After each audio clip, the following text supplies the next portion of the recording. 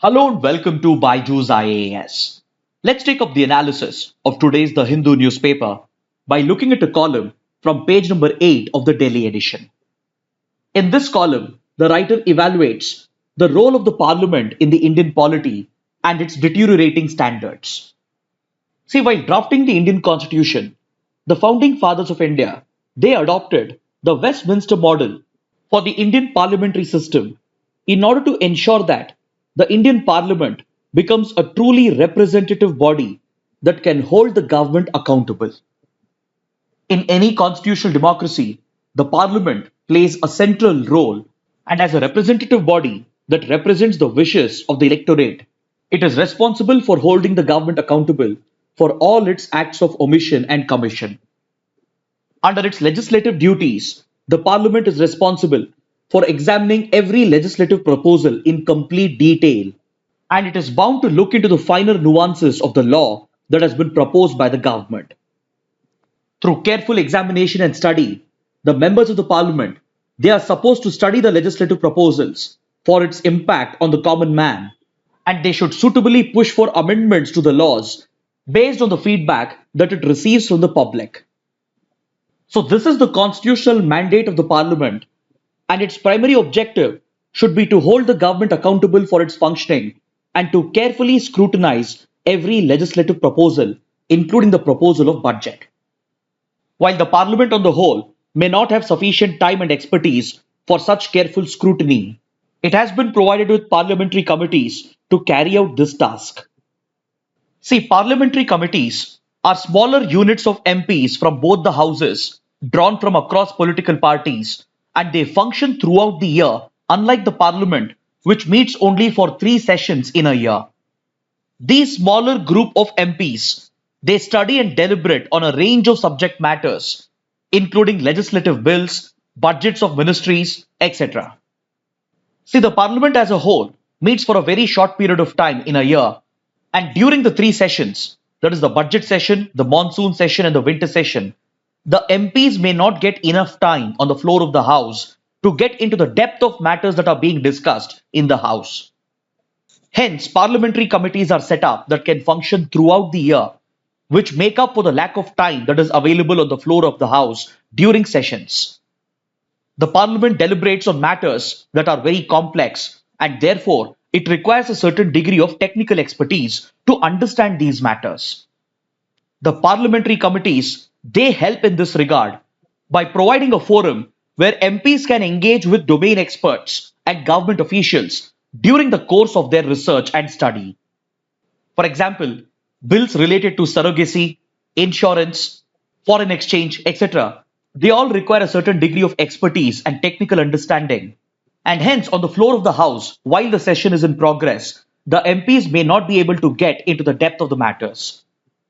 But through the system of parliamentary committees, the MPs can engage with domain and subject experts and also invite feedback from the public and other stakeholders.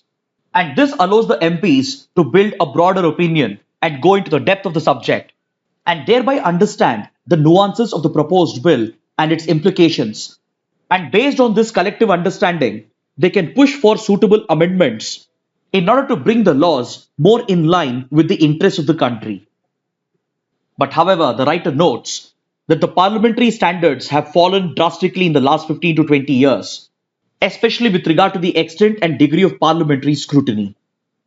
The writer points out with examples how parliamentary scrutiny has been missing in action over the last few years, and several bills have been passed in the parliament without any valid discussion. Back in 2008, there was an infamous incident wherein the government had pushed 8 bills through the Lok Sabha within a short span of 17 minutes. Whereas deliberation on a bill is supposed to take weeks together, which allows the time for the parliamentary committees to generate expert opinion, go into the depth of the matter, and generate suitable public feedback.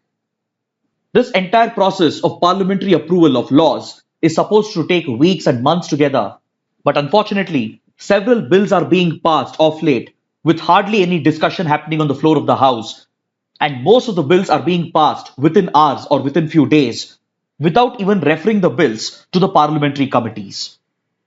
In the 14th Lok Sabha, hardly around 60% of the bills were referred to parliamentary committees. Then in the 15th Lok Sabha, most of the proceedings were disrupted due to the clashes between opposition and ruling parties. But even then, around 71% of the bills had been referred to parliamentary committees.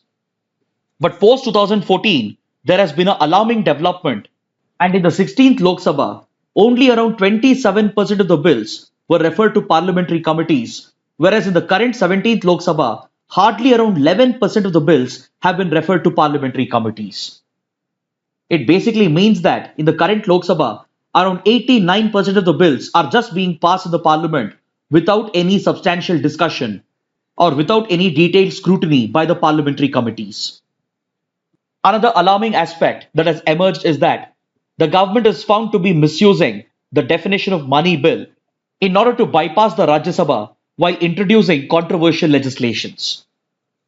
Because once a bill is classified as a money bill, the Rajya Sabha cannot push for amendments and cannot hold the bill back, and it can merely provide a set of recommendations. Through this route, the Aadhaar Act was passed as a money bill. Then, over the last few years, under the Finance Bill, several amendments are being introduced to other unrelated laws, and thereby major legislative changes are escaping the scrutiny of the Rajya Sabha because of the misuse of the definition of money bill. Hence, the writer says that the Supreme Court, which upheld the constitutional validity of the Aadhaar Act, should provide for a clear-cut definition of what constitutes a money bill so that the government can stay within these guidelines while terming a bill as a money bill. Another concern is that the crucial post of the Deputy Speaker of the Lok Sabha has been missing for several months, whereas usually the Deputy Speaker of the House should be elected within a couple of months after the new Lok Sabha is constituted, as per the provisions of Article 93. The Deputy Speaker plays a key role in the legislative process, but this key position has remained vacant for several months. So the declining scrutiny of bills by the parliamentary committees is a real concern, and even the detailed scrutiny of budget has gone down over the last few years. Based on parliamentary data, the writer points out that over the last 15 years, more than 70% of the budget has been passed and approved without any discussion happening on the floor of the House. The parliamentary tradition is that every budget proposal is carefully evaluated, and while approving the demand for grants, the budgetary requirement of each department and ministry used to be carefully scrutinized by the parliament and by the parliamentary committees. But in the last 15 years, this tradition has been completely ignored, and more than 70% of the budgetary proposals are being approved without any discussion. Ignoring this key aspect weakens the powers of the parliament to hold the government accountable, and this marks the gradual deterioration in the functioning of the Indian parliament. For instance, take the example of the latest budget session. The budget session was adjourned sine die 2 weeks ahead of its original schedule in order to enable the MPs to campaign in their respective states for the upcoming state elections. As a result, the budget session had to be curtailed, and the same happened last year as well due to the COVID-19 pandemic and the lockdown. So what we have always witnessed is that the inadequate functioning of the parliament is directly having an impact on legislative scrutiny and as well as on holding the government accountable for its functioning. For the financial year 2020-21, the Lok Sabha met just for 34 days, whereas the Rajya Sabha met only for 33 days. This was largely due to the COVID-19 pandemic, but ideally this shouldn't have been an excuse because immediately the parliament should have switched to remote working, just like parliaments around the world did. When a large part of the country had shifted to remote virtual working, it was inexcusable that the parliament wasn't allowed to function remotely, and this had a huge impact on the efficiency and effectiveness of the parliament. If you look at the latest budget session, 13 important bills were introduced by the government, and none of them were referred to parliamentary committees. Many of these bills were high impact bills, which included the Government of National Capital Territory of Delhi Amendment Bill that seeks to alter the very governance structure of Delhi. It seeks to shift governance from the elected legislature and the chief minister into the hands of the lieutenant governor. Then, over the last few days, in our analysis, we have discussed the amendment introduced to the Mines and Minerals Regulation Bill, the amendment introduced to the Insurance Bill to raise the FDI limit, and as well as the bill seeking to establish a DFI, that is the National Bank for Financing Infrastructure and Development. All these crucial bills, they have a huge impact on the common man, and yet they were hardly discussed on the floor of the House, and within few days, these bills have been passed by the Parliament. None of these important bills were referred to parliamentary committees for greater scrutiny, thereby defeating the very purpose of parliamentary accountability of the government. Hence, the writer says that there has been a gradual deterioration in the parliament's functioning over the last few years, and if this has to be stopped and prevented, the parliament will have to start focusing on its constitutional mandate again. To enable this, the government can help the parliament to create and establish a research support base that can provide technical advice to the MPs and help them out in the finer details of scrutinizing a bill.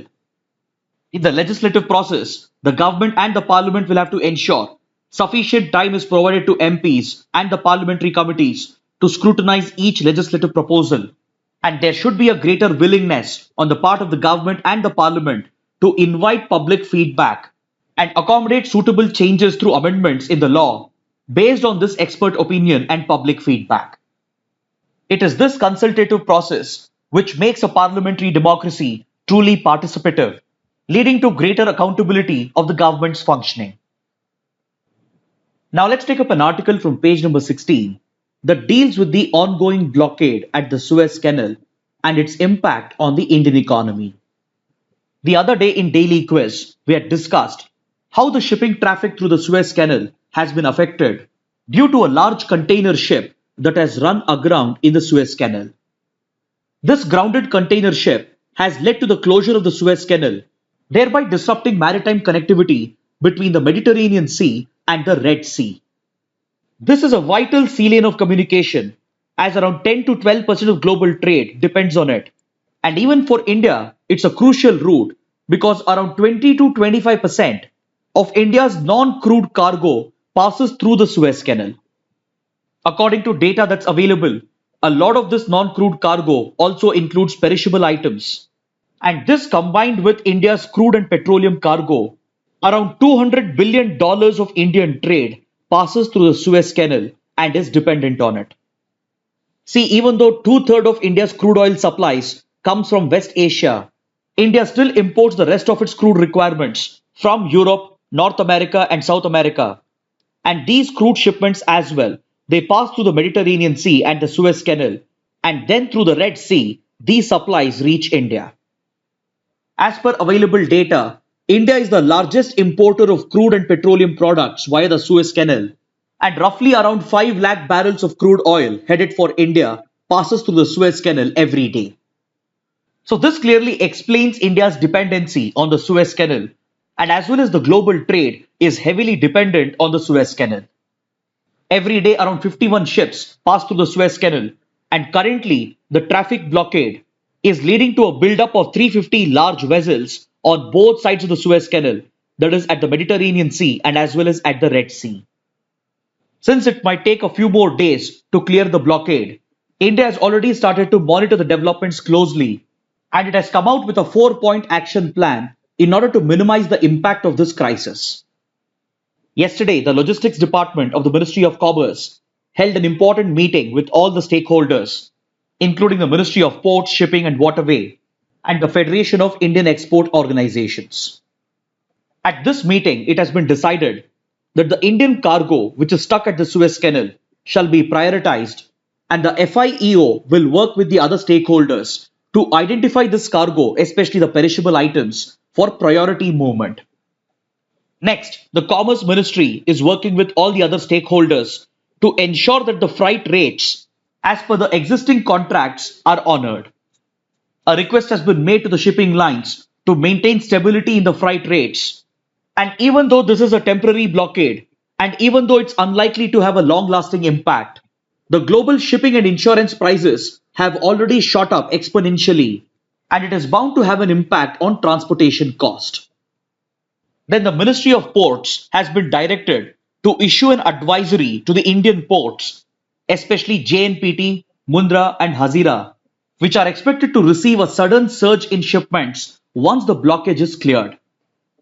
Once the traffic blockade is cleared, multiple ships will be landing at Indian ports, and accordingly, these ports have been ordered to gear up and provide for efficient handling services in order to minimize any further delays in the supply chain logistics.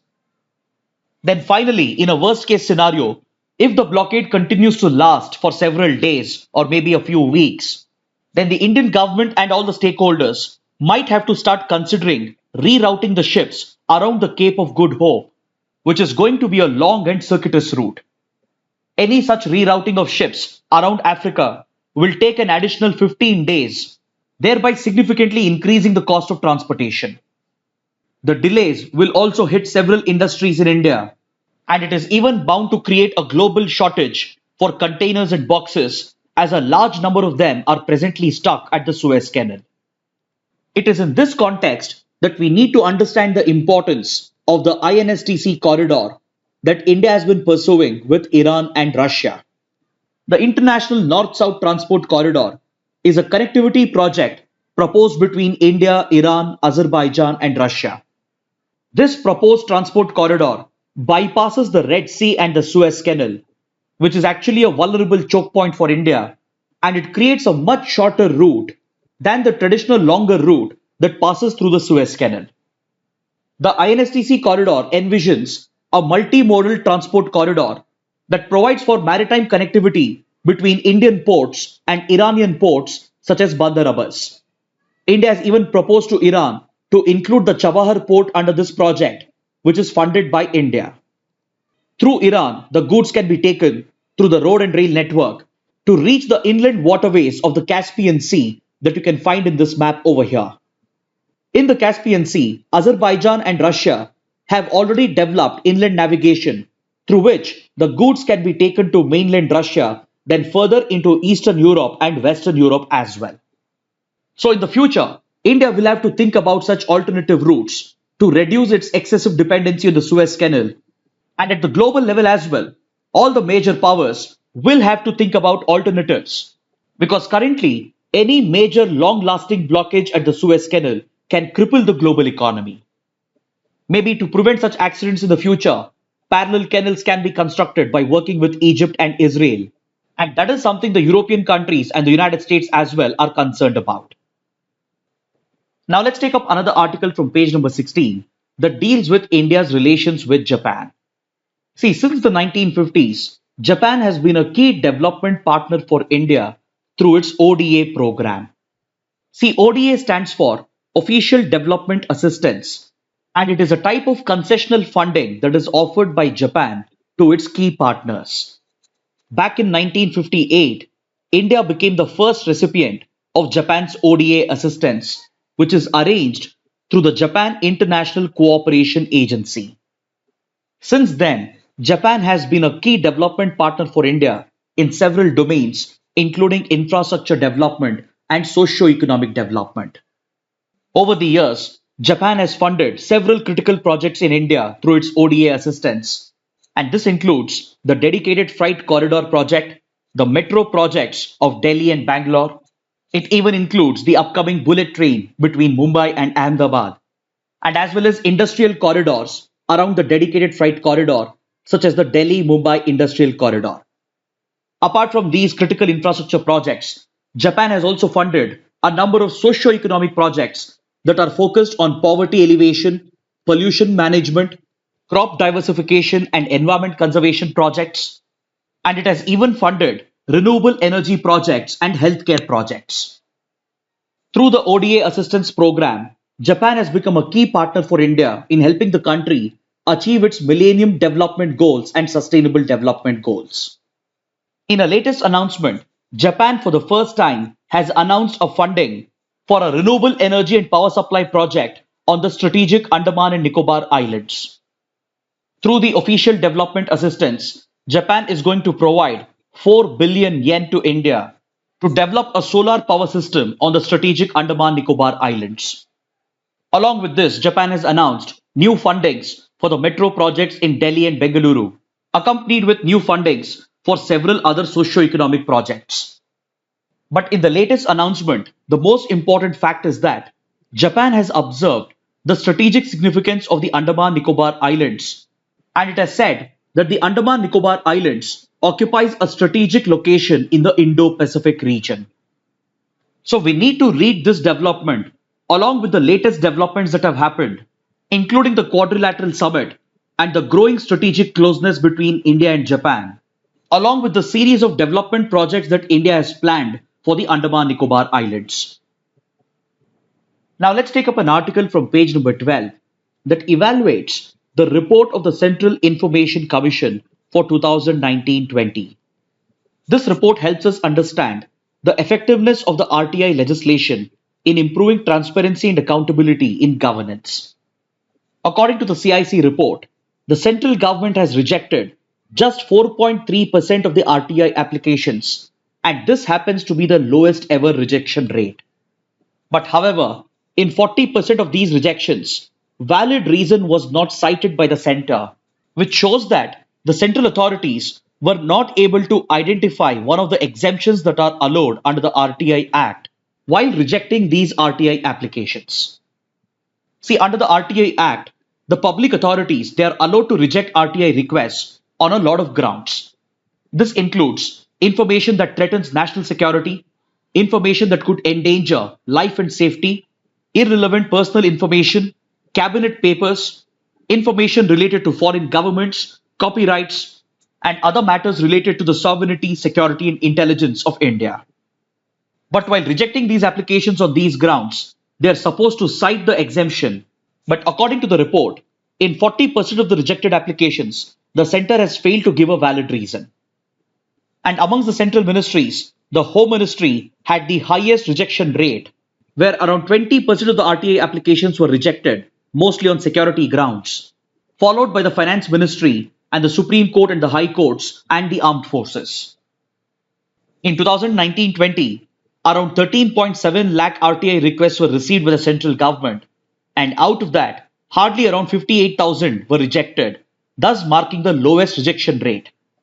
Ever since the RTI Act was introduced in 2005-2006, the rate of rejection has gradually declined over the years, thus marking a significant improvement in the enforcement of RTI and its role in improving transparency and accountability in governance. Next, on page number 15, we have an article that refers to the ongoing diplomatic fight between China and the Western countries. Western countries led by the United States, along with the European Union, United Kingdom, and Canada, they have targeted China over allegations of gross human rights violations of the Uyghur Muslim minority in its Xinjiang province. For several years, Western countries and Western media, they've accused China for violating the human rights of Uyghur minorities, and they've even targeted a set of Chinese officials with Western sanctions. Recently, European Union, United Kingdom, and Canada, they followed the lead of the United States and they imposed these sanctions against Chinese officials. And now, China has retaliated against Britain, and those British politicians and organizations who spoke about the issue, they have been targeted with Chinese sanctions in return. These sanctions basically prohibit the individuals from entering the country, and it also restricts their ability to carry out financial transactions with that country. So this tit for tat sanctions regime between China and the Western countries highlights one of the key ongoing diplomatic conflicts, and even several popular Western brands took up the issue, and companies such as Nike, Adidas, and H&M, even they came out with ads targeting China over the Uyghur rights issue. China has retaliated against these companies as well by leveraging its vast consumer market, and within China, through a social media campaign sponsored by the government, celebrities and the public have called for a complete boycott of these Western products. Now finally, let's take up a couple of mains practice questions. The first question: the gradual deterioration in Parliament's functioning has to be stopped if it is to fulfill its constitutional mandate. Critically evaluate. The second question: discuss the significance of Suez Canal to global trade with special focus on India's dependency on it.